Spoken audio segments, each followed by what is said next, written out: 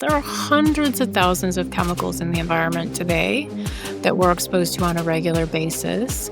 It's impossible to live your life without being exposed to plastics or phthalates. 50% of the water supply in the United States is contaminated with PFASs, the forever chemicals. Guess what? Can't sweat it out. You can't detox it out. You can't get it out. Well, mold is a huge issue. It's one of the biggest drivers that I see of mast cell activation. There's lots of really bad molds in the soil that get into the buildings, and you move into a super moldy house and you get sick and you're like, what happened? I was healthy before. Well, your immune system was navigating and managing that infection, and now you've added something to it and it just can't keep up. The number of environmental chemicals is skyrocketing. And we are live. Dr. Kelly, how you doing today? I'm great. Thank you so much for having me, Robert. I'm excited to be chatting with you because you dive deep into all the lesser known ailments like the mold toxicity, just everything. And people like have a surface level idea of mold toxicity, for instance, or environmental toxins, chemicals, and it's kind of like this abstract concept in their minds. And when it comes to treatment of it, it's like they don't really know what to tackle first. Right. So I want to flesh that out in great detail. But first of all, what even got you fascinated in this line of work to begin with? Like, was there an ailment that you were dealing with that kind of catapulted you into this space? Yes and no. I mean, I always wanted to be able to help the people in front of me, right? And so I started out integrative medicine, functional medicine, and then I had learned about environmental toxins and environmental medicine in my fellowship with at the University of Arizona with Dr. Andrew Weil. And so I pursued that because that was really fascinating to me. And it was a huge gap in education for physicians. And I recognized that it was a big problem and it was only going to get worse. And so this was like, 2007-ish, so pretty early on. And I studied with a man named Dr. Walter Crinian, who was a naturopath, and he had been doing environmental medicine for many, many years, even before I started studying with him, and learned about all the alphabet soup of environmental chemicals. And in that fellowship year that I was studying with him, one of my colleagues said, hey, there's this guy, Richie Shoemaker, who's teaching about mold, and you should learn about that. And I thought, oh, yes, I should. So on I went to learn about mold from Dr. Shoemaker, realized that, okay, this is actually very impactful for a lot of people. It caused a lot of light bulbs to go off in my own mind because I had gotten super sick when I moved to Oregon. And my office was a flat roofed building in Western Oregon where it rained all the time. And I developed chronic fatigue, fibromyalgia type symptoms. I was depressed. And actually, after about just a little over a year, I left Oregon because I was so sick. I couldn't really continue. And I went and took a job elsewhere because I knew I was just going to continue to decline in terms of my health. But I didn't know what the problem was at the time. And when I learned about mold, this was several years later, I was like, oh my goodness, this is what happened to me. And as I explored mold and tried to help people get better from mold using his techniques, they weren't always getting better. And I realized that we had to talk about chronic infections like Lyme. And then more recently, I'd say within the past 10 years, people were coming to me not only with mold and Lyme, but they were more sick, more sensitive, and they had something called Mast Cell Activation Syndrome, which is a hypersensitivity allergic inflammatory condition. And we couldn't even start treatments for things like mold and Lyme because they were just so sensitive. They were so sick. They could, eat like 10 or 12 foods, sometimes even less, let alone, take binders and cholestyramine and all the things that, people are often given for mold. So I had to learn a whole new way of managing patients who could only take little tiny sprinkles of things. I've had one client that had mast cell, and it was super tricky because like the foods that we can pick from, I mean, she was having to go to a local butcher, like hand select the items because she was really sensitive to histamines. So Yes. anything that was preserved or old at all, like just she could not tolerate. And like I was scratching my head more than once in working with her. We got a lot of headway made, but like with things like that, like what is the catalyst for that to begin with? Like what causes someone to be so hypersensitive to seemingly everything? Yeah, it's a complex condition. There is some genetic susceptibility to it. Um, Pre-COVID, some of the research showed that the susceptibility in the general population was about 1 in 6, like 17, 18%, something like that, From a uh, genetic standpoint. from a genetic standpoint. And many people had expressions of those symptoms as well. Oftentimes, these people would be kind of allergic kids. They might have had asthma or allergies or just eczema when they were younger. And what happens is that the mast cells, which are a normal part of everyone's immune system, those are like the the soldiers at the gate, right? Their job is to seek out and identify and sound the alarm when they perceive a foreign invader or a threat, which is mold, Lyme, chronic infections, environmental chemicals. So the mast cells are just doing their job and they say, hey, guys, there's a problem here. And then they dump all these inflammatory mediators, including histamine and heparin and serotonin and cytokines and chemokines. And they send these signals out to the rest of the immune system to come and help navigate and manage that threat, whatever that is. And so this is how our immune systems work. You know, you heard about the cytokine storm through much of COVID, and people would get very sick from the cytokine storm. That's a mast cell reaction, but it's a normal reaction to a invasive threat like COVID or Lyme or what have you. What happens in these genetically susceptible people is that the triggers get turned on and they don't get turned off. Mm, That's gotcha. that's really the big difference between a normal reaction and a mast cell hypersensitivity reaction.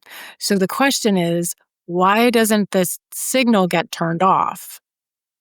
And that can be from a variety of different things. For some people, it's because they have a persistent infection like Lyme or Bartonella, cat scratch fever, or they're living in a moldy house and they don't know it, or they're surrounded by environmental chemicals, or they're sensitive to EMF. So there might It's be a always an environmental factor, typically more so than internal. internal things can do it too, but it's more so external.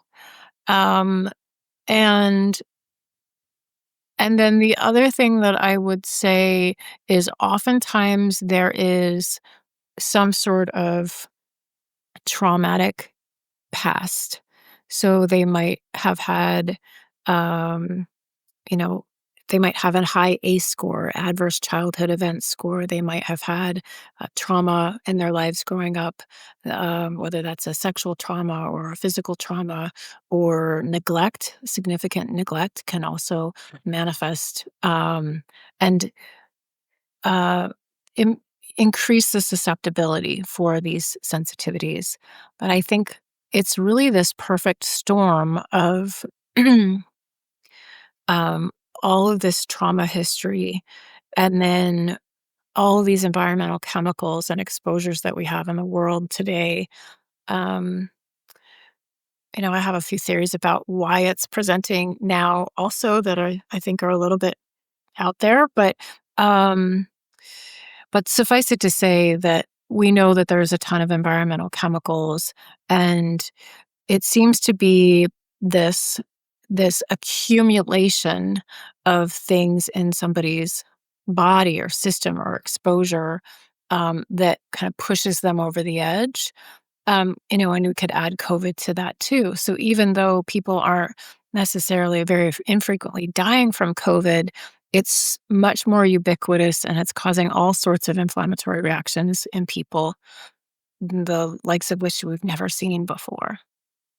Well, you describing that pretty much perfectly checks all the boxes for that former client that I'd worked with. I Mhm. know she had dealt with some trauma early on in life. What's happening?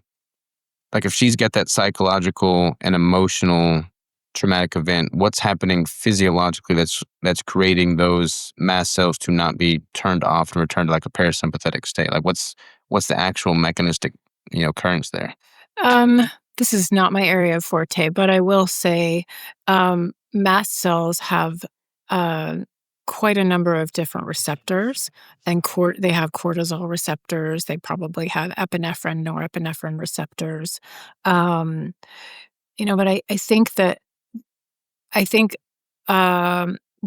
plays a role. And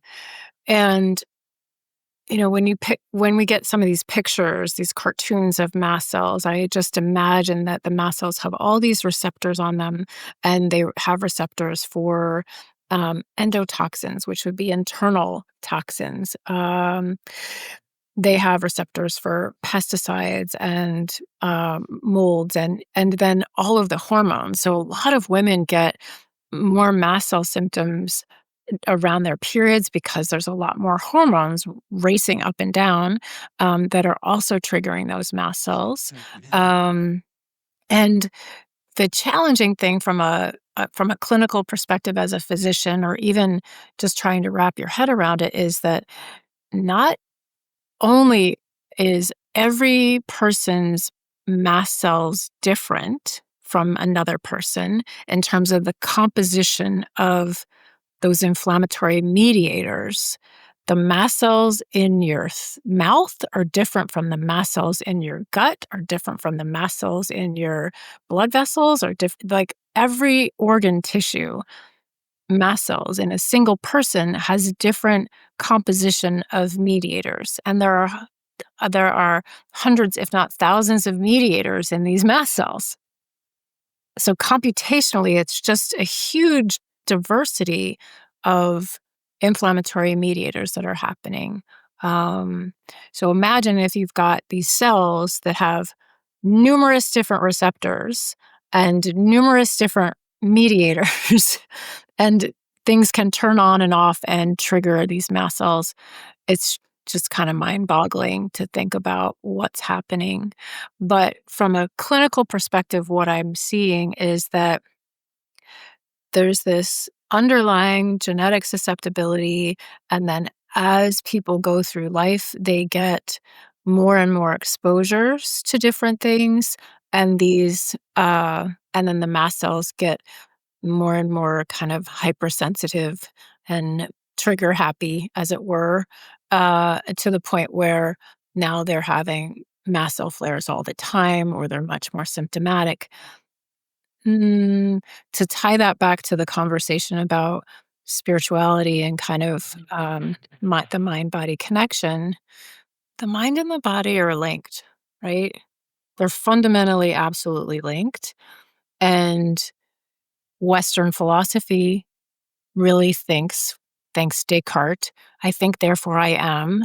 The will and the mind is here, the spirit even is here, and then the body is here. And what we try and think is, I'm going to dominate my body. I'm going to force it to do what I want it to do because my mind is supreme. And I think that we ignore we ignore the messages of the body. So what if we reframed things to say that the body provides symptoms in the way of messages to say, hey, you're off track,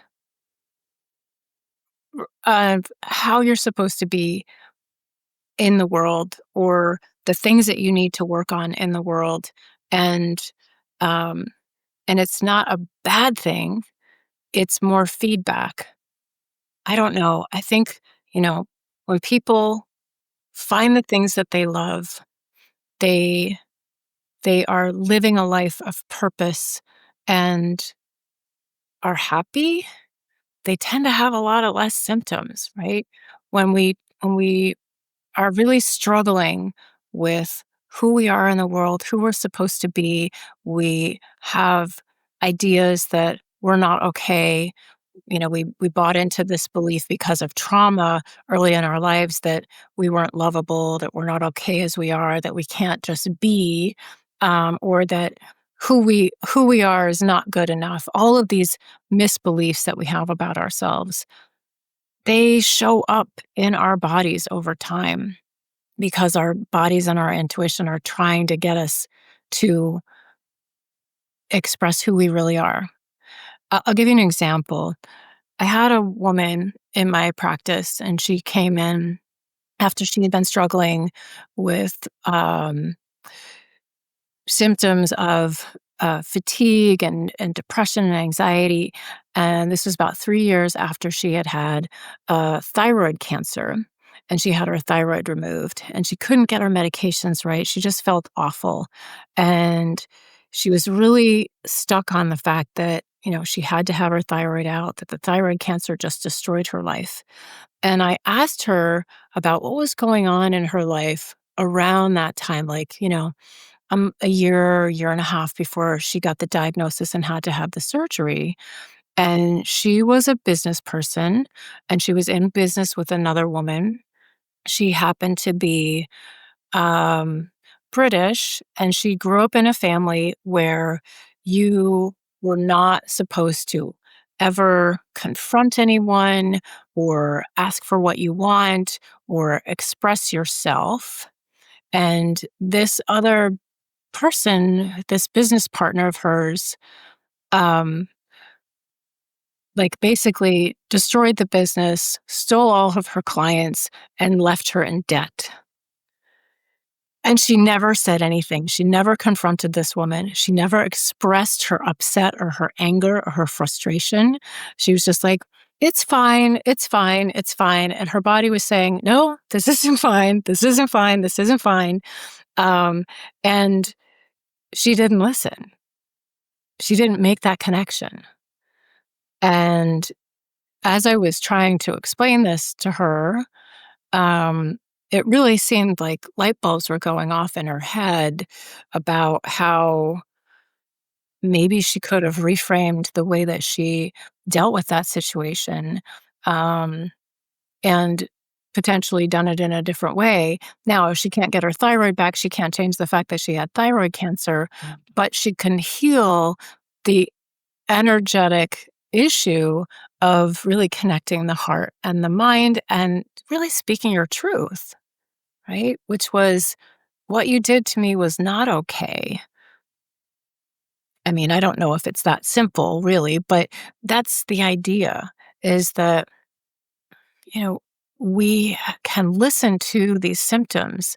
And if we can hear them as messages and be open to the possibility that how we're thinking about things in our life is not, may not be exactly what we think, and that maybe it's just an opportunity to explore deeper, right? Yeah, I feel like, especially in the West, we try and get very granular and we separate things out, tease it all out. And the notion that everything's interconnected and there's like this energy sounds almost too woo woo for the general society in the West. But it's like the more I've learned, I mean, you're absolutely right. Like the brain and the body are one. I mean, They're you can't have connected. one with the other. Like it makes sense that they would be having a symbiotic relationship of sorts. Um, but like when it comes to people's ailments, especially as abstract as like something like mast cell, I mean, what is the standard practice in the West? Like, is that just something they throw, anti-inflammatory medications and prescriptions at? Like, what is the general standard of care there? Yeah, so we have to quiet down the mast cells. So it's twofold, right? And believe me, I don't start the conversation with a new patient walking in about spirituality most of the time, because that's really not where they're at. They're suffering in their bodies and they want help in their bodies. And they're coming to me as a medical doctor saying, my body isn't working. I want it to do something different. My will wants it to do something different. Help me. Like, okay, here we go. We have to do two things. We have to help with the symptoms so that you can function better in your life. And then we have to identify what are the root causes and work on them. So usually the first things that we're doing is calming down those mast cells. And there are so many different things that we can do, whether it's medications or supplements. You mentioned that your client had a lot of histamine issues. So yeah, a low histamine diet works for some people. Doesn't work for other people, but that's okay. So we look at, are you eating something that's triggering you to make you worse? So we clean up the diet. We start using things like H1 blockers or H2 blockers. So this would be Zyrtec, Zysol, Allegra, Claritin, Pepcid, and there are specific medications that calm down the mast cells, cromolyn, ketotifen, and there's a ton of supplements. We can use DAO enzymes to break down histamine in the gut. So that would be something for your client because she had excess histamine and she might have had an insufficiency of the DAO enzyme, which is one of the ways that we metabolize histamines. Um, and sometimes it's trial and error.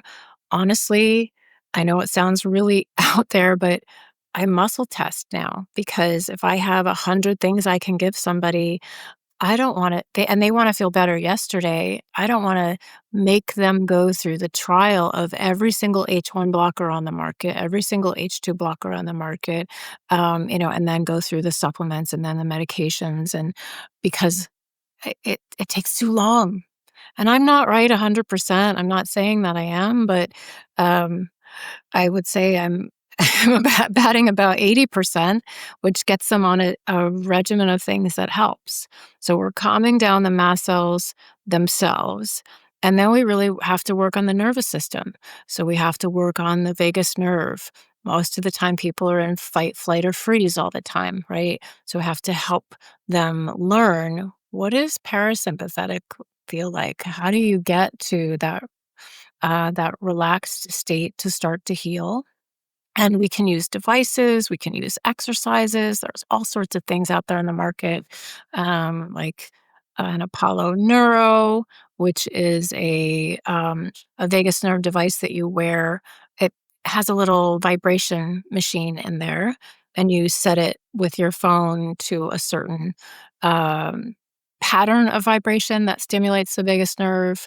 It's great for sleep. It's great for anxiety, things like I've that. seen something similar to that. I've not seen that one, but I've seen like people will wear certain patches on their body at Mhm. different trigger points, and I guess what I've heard from them is that there'll be a different vibration frequency based off of the vibe or energy they're trying to target, whether they're trying to get amped up to go speak on stage or relax and chill out for the evening. It has different frequencies for the mood that's desired. Yeah, those are more subtle frequencies. This is literally vibrating. Okay. So you can actually feel it in your hand or, on your body. And there are other ones where it might look like a little, I can grab them if you want, but might look like a little, it's kind of like this, and it stimulates the vagus nerve. Yeah, there are a whole host of different devices out there that can help stimulate the vagus nerve and get you into that parasympathetic ventral vagal state.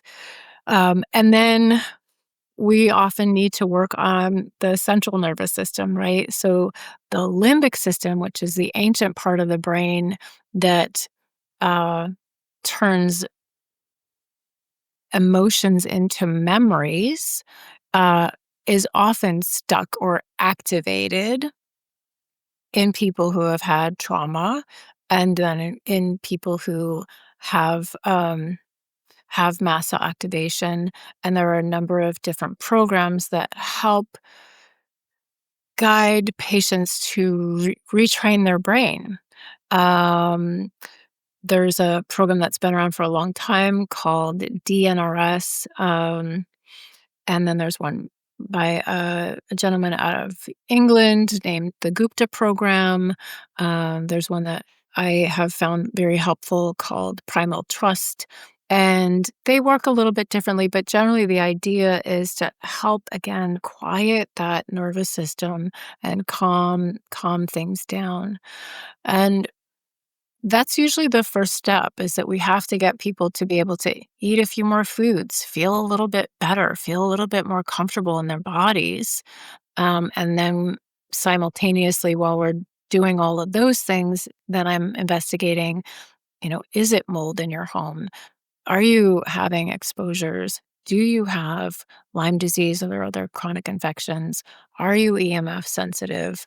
Kind of going through that list, um, and then at some point, if they seem open, then we start to have those like deeper spiritual conversations.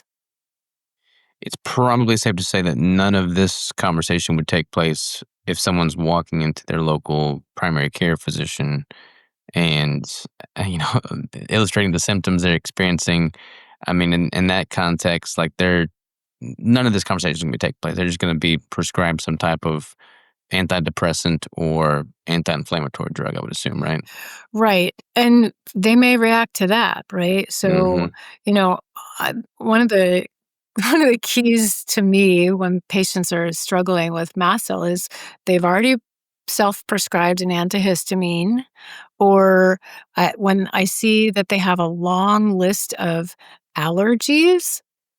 They're allergic to amoxicillin and to sulfa and to garlic and to this and that and the other thing. More often than not, they have mast cell activation.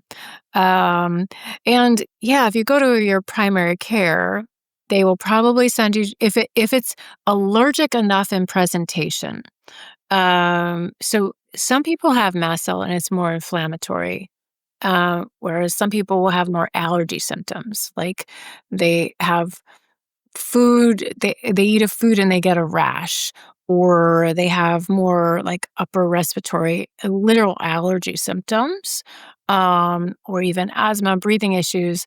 They'll get sent to an allergist, and the allergist will do allergy testing, and you know 9 times out of 10 they won't have any allergies. These are sensitivities and they're mast cell reactions. If the allergist is a little savvy, they may consider the possibility of mast cell activation, but unfortunately, just like in the Lyme world, there's a big divide in the mast cell world between the conventionally trained allergists who have a very narrow, rigid diagnostic criteria for mast cell, and then what we like to call consensus two mast cell practitioners who recognize that mast cell activation can be a clinical diagnosis. That is, here's your clinical diagnosis: multiple symptoms of allergy, inflammation, or even unusual growth patterns like cysts in multiple systems, probably more than 4 or 5, um, in the body. And, so if people have like headaches and anxiety and palpitations and um, diagnoses like interstitial cystitis and fibromyalgia and migraines, that's probably enough systems to, Mhm. you know, consider that they might have mast cell activation. Does it seem as though there's more people being diagnosed as such and dealing with these symptoms? Or, like, is there something going on environmentally or traumatically that's creating this influx in people with these symptoms? Because it seems like I'm hearing about it much more, especially from a mold toxicity standpoint. Or has it always been pretty much around in the same, quantity as it is now? It's just now people kind of know what to put a finger on, so to speak. No, it's a good question. Um, the first medical literature that mentioned mast cell activation as its own diagnosis was 2007, and Dr. Lawrence Afrin wrote the first wrote his first paper on it in 2008. He's my mentor. He wrote a book called Never Bet Against Occam. Occam's razor is an idea in medicine that if you have all these different symptoms, there will be one unifying diagnosis, and that's definitely the case with mast cell activation. But in environmental medicine, which has been around for much longer, these are the doctors who would see patients with multiple chemical sensitivity. And there's a PhD researcher named Claudia Miller, and she actually got together with Dr. Afrin, and they did some research to look at the overlap between mast cell activation and multiple chemical sensitivity. And basically, I, you know, they overlapped about 80%. I mean, people who have multiple chemical sensitivity, it's usually because of exposure to pesticides or different kinds of toxins, solvents, and those things would trigger this chemical sensitivity. And they had many symptoms that were similar to mast cell activation. And we've had patients like this for many, many years. I'm on the board of a professional organization called the American Academy of Environmental Medicine, and they're celebrating their 60th year anniversary as a professional organization in 2026. So people have been suffering from these sorts of things. They just called it different things. But to answer your question about increased prevalence, I'd say absolutely it is skyrocketing. Um, and I think it's in part because the number of environmental chemicals is also skyrocketing. When I first started learning about this in the early 2000s, there's 82,000 chemicals in the environment. There's 85,000 chemicals. There are hundreds of thousands of chemicals in the environment today that we're exposed to on a regular basis. It's impossible to live your life without being exposed to plastics or phthalates, and in many instances, the forever chemicals like PFAS and PFOSs. 50% of the water supply in the United States is contaminated with PFASs. That's a lot, Mhm. right? Guess what? We don't have any way to get them out of the body. Holy crap. No way. You can't sweat it out. You can't detox it out. You can't get it out unless you're going to do plasmapheresis. so, so this is a huge problem. And one reason, to all your listeners, be sure you filter your water.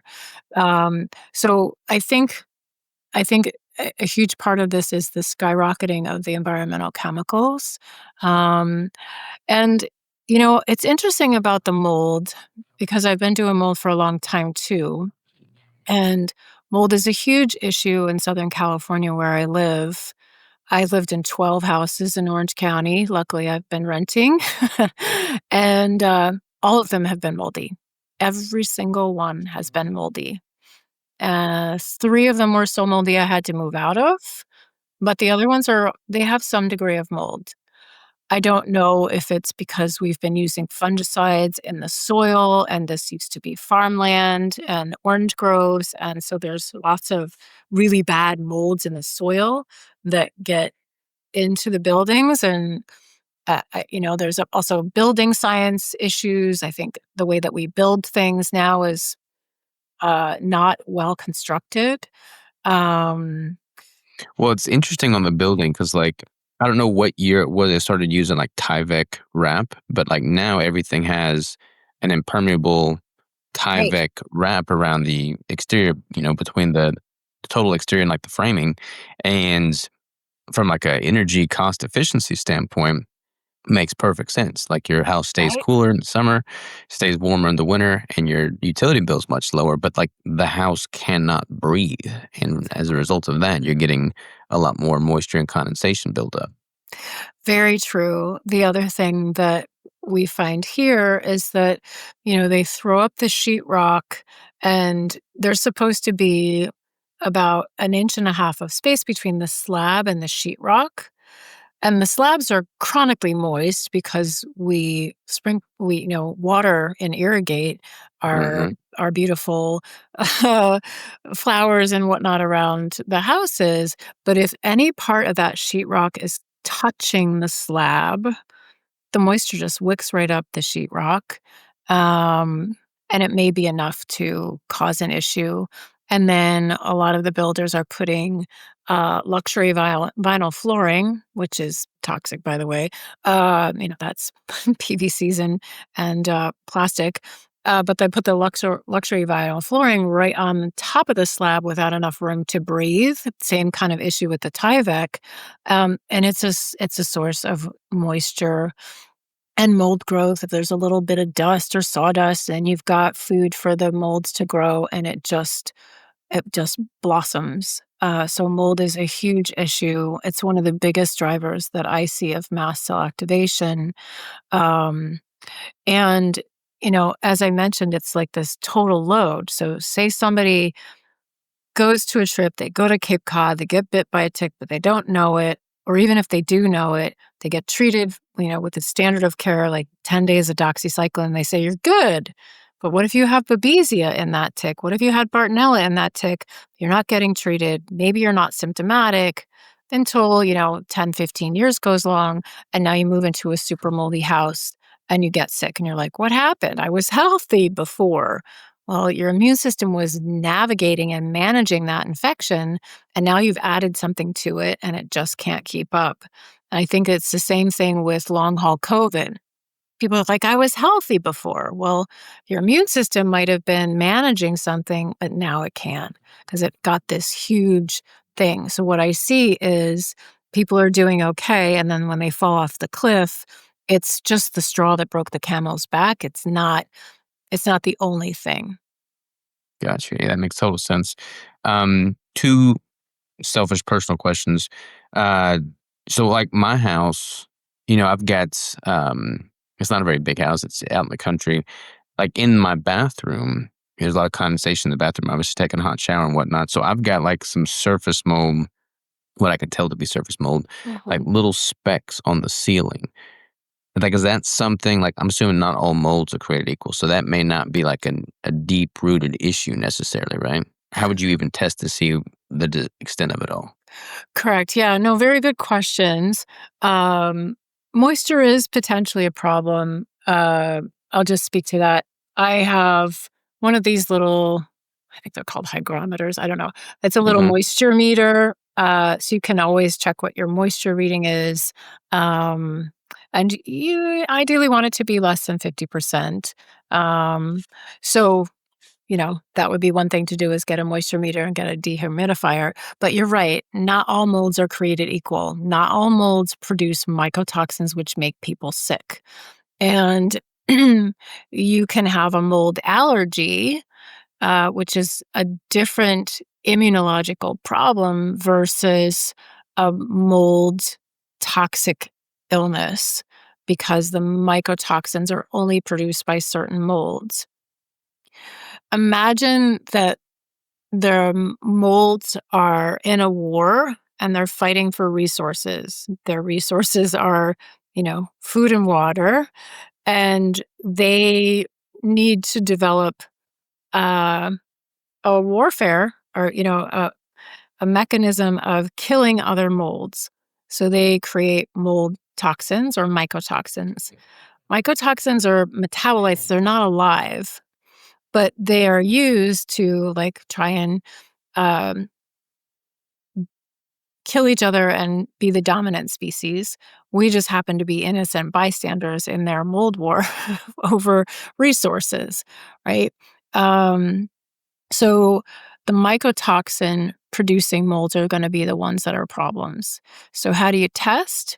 There's a couple different ways, and it depends on the degree of concern and your bank account. So the best thing is to have a indoor environmental professional who understands molds and how people can become sick from mold and mold toxins to come out to the house and do an inspection.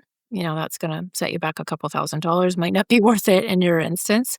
Um, there are a couple of do-it-yourself tests that you can order, uh, called an ERMI, ERMI, or a HERTSMI, which is a more abbreviated test. The ERMI test looks at molds that produce mold toxins. So there are two categories. They split them into category one, which are all the mycotoxin producing molds, and look at about 36 molds. And then there's, I don't know, a dozen plus of the not bad molds. And then they look at the numbers using PCR. So it's a PCR test, usually obtained with taking a cloth, like a Swiffer cloth, and just wiping an area or a vacuum. And then you send off the specimen to be counted by PCR, and you get a score, and you also get individual numbers. So, for example, if you see a lot of certain kinds of Aspergillus or Penicillium species, some of them are mycotoxin producing, some of them aren't. Stachybotrys tartarum is a terrible mold that always produces mycotoxin. So if you see that, that's a huge problem. So then you can evaluate based on the score and the numbers of the toxic producing molds versus not. So that's one way to evaluate it. It's not always straightforward though, because the score doesn't always reflect the total burden of the house. Additionally, it depends on what's the sample. If you're sampling in the living room where no one spends any time and all the molds are in the kitchen or the bathroom, then that's kind of a useless test, right? So it's really important to pay attention to what would be the most likely places where you're going to find more molds that produce mold toxins. Um, and then there is a company that does mold plates. So if money is a real issue, or you rent, somebody rents and they're trying to decide, is this place moldy or not? You can set out a mold plate, like literally old fashioned mold plate. Put it down, let it collect some dust, and then you send it into the company, and they kind of do an analysis for you. Hmm. So those are some options. Yeah, I should probably test those specs on the ceiling. My plan of action was just to hit it really good with some alcohol, like just rub it down really good with alcohol, but that may not be the long-term solution there. No, yeah, bleach, alcohol, and they're not gonna help. They actually can cause more issues, because then you may kill the molds, but you don't get rid of the mold toxins. And now you've got, um, remember I said that you can have an allergy to molds. So now you've killed them, and you like broken them into little pieces and parts. And now these can be very, what we call antigenic. So they can be very, very stimulating to the immune system, and you can start to develop allergies to the molds. So you don't really want to necessarily do that. Um, if you do find that there's a mycotoxin producing mold problem, it really needs to be remediated properly, because if you open up a wall or try and treat it yourself, you can really spread the molds and the mycotoxins everywhere and contaminate your whole space, which is really problematic. Yeah. I mean, I feel really good. So, like, I don't know. I There may know. not be I mean, any mycotoxin in that specific strain, but I just need to, like, test it to see for sure, and that'll yeah. kinda dictate the path I take. As far as the mycotoxins go, like, knowing what you know about mold, are you pretty specific on, like, where you source your coffee? I am. Yeah, I mean, it's kind of funny. It's like, are you jittery from the caffeine, or are you jittery from the mycotoxins in your Mhm. coffee? Yeah, I'm particular about my coffee. I think it's relevant to people who are sensitive. Not everybody's super sensitive. But, I think given our conversation about environmental chemicals, it's really important that we, um, choose our coffees carefully. Yeah, totally. Other question, and it kind of relates to Lyme. People typically think of, tick bite when they think of Lyme disease. Again, I'm out in the country. I mean, I've been I've had ticks on me. Like, I can't even begin to tell you how many ticks I've had. Like, I just don't think anything of it. I just pick it off and go on about my business. Like, how much emphasis should people put on ticks? Like, is there like a underlying predisposed issue, and then that tick's carrying something, and then it causes that to flare up, or should people pay much attention to anytime they get a tick on them, as long as they're picking it off within a reasonable amount of time? Yeah, if you can pick it off, you can actually have the tick tested for not that much money. If the tick is not infected, it's not going to be an issue. But if the tick is infected, it could potentially be an issue. And I think that the challenging part is it may not be for an issue for you now, but it could be an issue if something else happens, right? Um, COVID, you get in a car accident, you have a surgery, like some other sort of inflammatory event that you might not ever anticipate, and your immune system is managing it just fine right now, but in 10 years it might not be. And then, circling back to the conversation about spirituality and where symptoms manifest. Women seem to manifest their symptoms in a different way than men do. That's why when a family is in a moldy house, mom will often have like chronic fatigue. She'll get an autoimmune condition. Dad might have a lot less symptoms. Uh, Apparently, not always, but this is kind of like, classically. And then one or two of the kids will be differently affected as well. I had, one family, that was the case. One of the daughters got a seizure disorder. It was terrible. And then the other daughter had some like allergies and food sensitivities, and she wasn't that bad. Mom had an autoimmune condition, but now, years later, after they're out of the mold and they're healthier, dad is having more cardiovascular issues that weren't really identified because I think he's got some, like expression of love issues. So could it be that cardiovascular disease in men is a long-term sequelae of environmental toxicant exposure? Well, we know that lead can lead to cardiovascular disease. We know that other environmental chemicals are associated with increased risk for different kinds of diseases, Parkinson's and pesticides, for example. So, is it possible that the damage is being done potentially, but the symptoms are not showing up right away? I know that's a really Mm. scary thought, but, you know, we're on a planet where everyone is exposed to environmental chemicals, no matter how pristine your diet. Um, we're all affected at some level.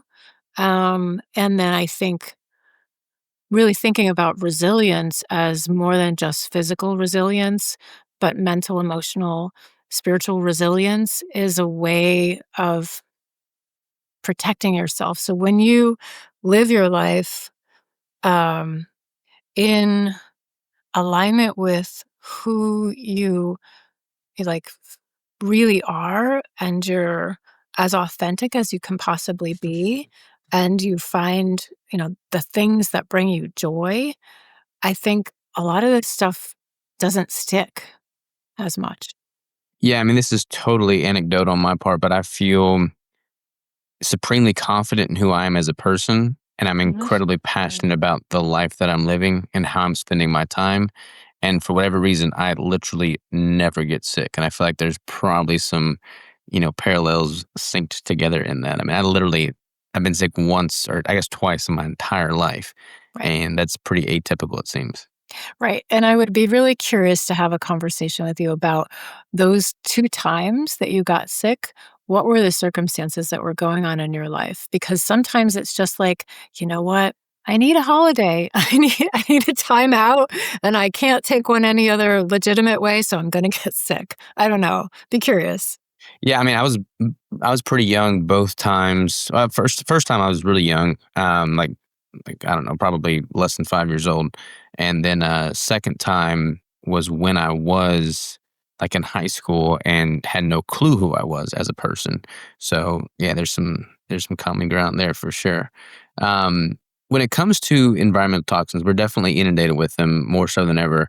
How much emphasis do you put on like the clothes that we're wearing? Because like obviously we want to try and be mindful of the soaps that we're using, the conditioners, shampoos, all of that, our dish chemicals. But like when it comes to actual clothes that we're wearing, if the skin is absorbing whatever it's in contact with, and you look at clothes now, and primarily all of them are produced out of the country trying to improve, margins. So they're pretty much all recycled plastics, polyesters.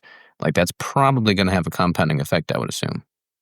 Yeah, you're right, it does, and then think about when you launder those clothes, you throw them in the washer, and they break down in the washer, and now you've got microplastics and nanoplastics in the water, and then you throw them in the dryer, and they break down a little bit more, and now you have microplastics and nanoplastics in the dust in your house that you're breathing, and that your, pets are walking around and your children are breathing because 'cause they're closer to the ground.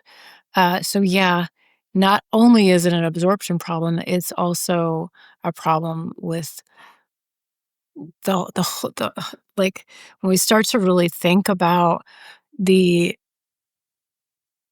entire exposure of all the things, it gets really completely overwhelming, and so what I would counsel your listeners and, tell any patient is you gotta start where you are, right? So, you gotta start with clean food, and then you work on your clean water and you filter your water after what you've learned today about the PFASs, right?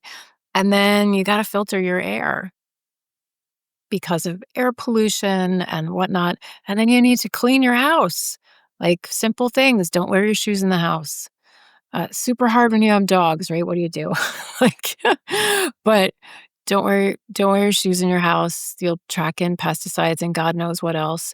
And then we need to vacuum, we need to clean, and we need to make as healthy choices as we can. I I do not have a perfect wardrobe. I'll tell you right Yeah. now, it's really hard to try and be a fashionable woman and have a perfect organic wardrobe. And we look like I wear a sack, right? And there are definitely companies out there that are making some higher quality organic cotton, clothing, and there's some really cool um, sportswear companies that are not plastic, out there.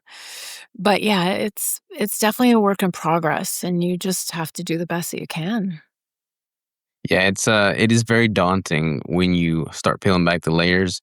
One of my good friends, Anthony J, he wrote Estro Generation, and he's like talking about all these endocrine disruptors in just the day to day consumption stuff that we use, and it's like people pay no mind to this. They go to Walmart, they go to Target, they get the shampoos, the dish soaps, they heat their food up in plastic, Tupperware, which I'm guilty of doing all these things.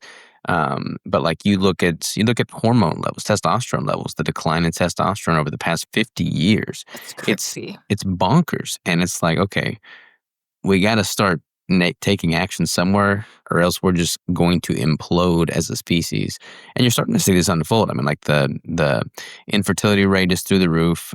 Birth decline is rampant. I mean, yeah, it's pretty much going to be an implosion point between the people that are actually able to function as a species versus those that aren't. And I feel like a lot of that can be mitigated by simply the day to day choices that we make in the environment that we live in. Yeah, and it starts with education. If you don't know, you don't know, right? Hmm. And I see this in a lot of my young male patients. They're in their 20s, maybe even early 30s, and their testosterone levels are like 2 or 300, and they've never been normal, right? So if you have a young man whose testosterone level is 200, he doesn't have drive. He doesn't have motivation for, like, life, really. Um, and and then what happens? They play video games and they hang out, and they're not gonna procreate because 'cause they're attached to their computer because they don't have the motivation to go out and, like, exercise and find a woman because, who cares? My testosterone is so low." Like, they don't they don't recognize the difference. Whereas when I talk to, a 55-year-old man or a 60-year-old man, they had normal testosterone levels in their 20, or at least they were better than they are now, right? And they can tell the difference. They can tell the difference. Mhm. I just it is an existential crisis on a certain level, yeah, and I remember when I first started learning about all of these chemicals and all of these conditions, and this was 15 years ago, right? It was depressing as hell. But Yeah. I really don't want your listeners to feel depressed. I want them to feel empowered because once you have this knowledge, you can't forget it, and then you can only start moving forward and making healthy choices for yourself and your families. That's the key. I mean, like for me, the catalyst to all this was, learning what I learned about nutrition. But then when you start recognizing how much better you feel when you're eating the right food, like you start looking towards the next thing. So, like, okay, what's the quality of the water that I'm drinking? How can I improve my exercise and movement and longevity from a skeletal musculature standpoint? And then you start looking at everything else, and it just becomes another rabbit hole after the next. But then it becomes exciting because it's tangible. You can grasp it. You're excited to get better and make progress. But like you got to take one step, and then once you know better, you do better. It's not easy, but it is relatively simple in that regard.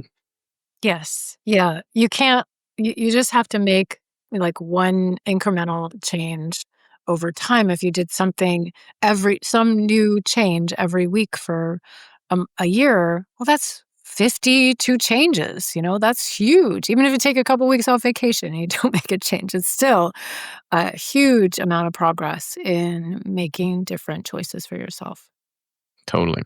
What about sleep? Like, I feel like when we're looking at all these societal ailments that we're experiencing these days, I feel like sleep and just hyper awareness as a result of the ability to view a screen and be stimulated through technology that didn't exist not that long ago. I feel like that is very foreign to us, naturally speaking. So that's probably going to have a very negative impact on our parasympathetic state, all in all.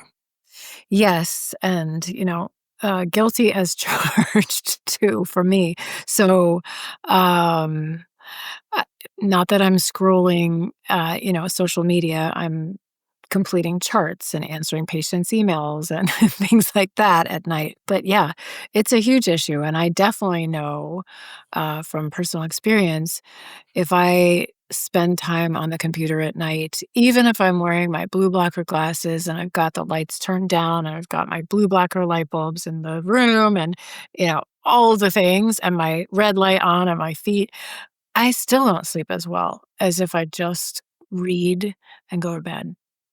Yeah. So it's absolutely impacting us. And a lot of these chemicals too, and the molds are they're neurotoxins and they cause a lot of brain inflammation. And so, sleep is an issue, and I think it's driving, like, the mental health disorders, the neurodevelopmental disorders, autism, ADHD. I mean, all of all of these environmental chemicals are crossing the blood-brain barrier, which is not very robust, in people who have leaky gut, who have environmental toxin exposures, and my primary symptom, when I was mold exposed was insomnia. And this was way back, when I was talking about when I lived in Oregon. I would just wander my house at night because I couldn't sleep because my brain was so inflamed from the mycotoxins and I had no idea what was happening. Um, so yeah, and sleep is critical. It's so restorative and it definitely, um, because of our culture and our choices, it can definitely cause it is placed on the back seat, and that's not Mhm. ideal. Yeah, I mean, that's my Achilles heel. I don't get enough sleep, and I know that I would perform better on all levels if I got more sleep. I feel like the quality of my sleep's pretty dialed in, but the quantity is leaving much to be desired. Um, but yeah. I mean, there's so many things that every single one of us listening to this could like do today and implement to get better, and it's just a matter of making it a priority and taking action. Yes. Only 24 hours in a day. Gosh darn it. Yeah. Well, let's end with this. What is one like non-negotiable that you create for yourself to kind of just like put the right foot forward in mitigating against these toxins, mitigating against these environmental, adverse issues? What is something tangible that's like lesser known, so to speak? Like we all know we need to drink clean water, eat good food. Like what's something that you do that's very practical that you've found to be creating a meaningful difference for you? Mhm. Um, Honestly, I think, well, what I would say is, how about I'll give you 2 ideas. Um, I think, uh, plastic, like, really, really looking at your plastic, exposure in your home and your life would be the one thing, and I know, we know don't heat and microwave, don't microwave in plastic and don't drink out of a plastic water bottle, stuff like that, but really looking at all the plastic in your life and by that, I also mean like your TV, your stereo system, your computer, all of these things are breaking down and contributing to the toxins in the dust. So maybe the thing that I would say is vacuum more. And Hmm. I hate vacuuming, so vacuum more. No shoes in the house, and then I would really encourage people to start to think about how how to engage with their own spirit, with their own authentic self as much as possible. Um, and it doesn't have to be religious. I mean, if you believe in God, great for you. It's your relationship with God, but whatever you call it, we all have the capacity to have amazing intuition about who we are and what's good for us. And the more that we can tap into that and start to live from that place of heart, you know when you hang out with somebody who makes you feel good, right? You know everybody knows what flow is when you're doing something that you love and time just passes by. Um, and really like dialing in those things in your life and living from that place, you start to feel more connected to yourself, more connected to your purpose, more connected to life in your community. And I think that that is one of the ultimate ways of building resilience for yourself in your physical world reality because you're living in alignment with yourself. So Yeah, no, I those would be totally agree. I love it. I love it. Do you have like I'm rambling now, but do you have like a protocol for how you kind of like relax your physical and mental state to connect more on a spiritual basis? Like, is there a way that you can disconnect from the stressors of your day to day and just like get into that zone more readily?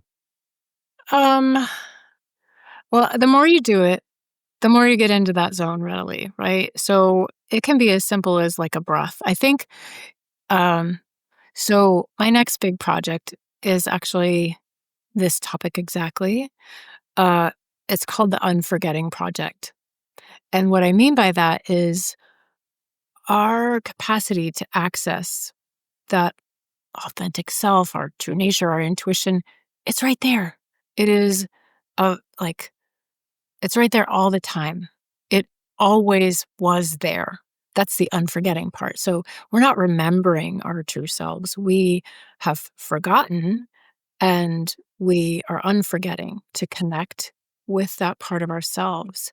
I have to connect with that part of myself every day, multiple times a day, seeing patients because that's how I'm figuring out what it is that is going to be best for them. So I have to have it right there at my fingertips. So what I encourage people to do is, whether it's a meditation process or a prayer process, something that just brings them to their center place, um, and then really start to learn um, what feels good in your body, what feels kind of, is this the right thing to do? I started actually muscle testing everything. Like, should I not just should I take this supplement or should I take that supplement or eat that food or whatever, but like, should I work with this person? Should I pursue this? Is this the right name for this thing that I want to do? Like everything, ask yourself and then see what's the answer that you get inside of yourself. Is it a hell yeah? Is it a Is it a no? And then follow that. And the more Yeah. that we do that, and the more that we practice, the more we dial in. I mean, you already do that, right? You do that intrinsically and naturally. That's why you love your life. You've built this great life for yourself. And then for people who are not quite sure, you practice, just like we practice everything. Yeah. The world would be a better place if we had more people that were self aware and had more hell yeah decisions throughout the day than yeah, like we just got to tackle Right. things with intensity and passion and purpose. And you do that by knowing who you are and what you're called to do. So totally, totally agree. This is awesome. Where do people go to find out more about you, dive deeper into your world and follow along? I have a brick and mortar practice in Southern California. The website is thespringcenter.com. We're currently closed to new patients, but we have a preferred wait list. So if that is calling to you, people do have to come to California to see me. And you do have to live in a state where I can see you as a telehealth patient if you're not in California. So you can check the website for information there. You can find me on Instagram at Dr. Kelly, Dr. Kelly McCann. And I also have my personal website, drkellymccann.com, where there's blogs and webinars and other resources for people. And eventually we'll be launching a website for the Unforgetting Project. Awesome. Well, that is super exciting. You got all kinds of good stuff on the pipeline, on the horizon. I'll be following along for sure. Dr. Kelly, truly appreciate the time and the insight. If there's everything I can do for you, just let me know. Thank you so much, Robert. It's been great. Take care.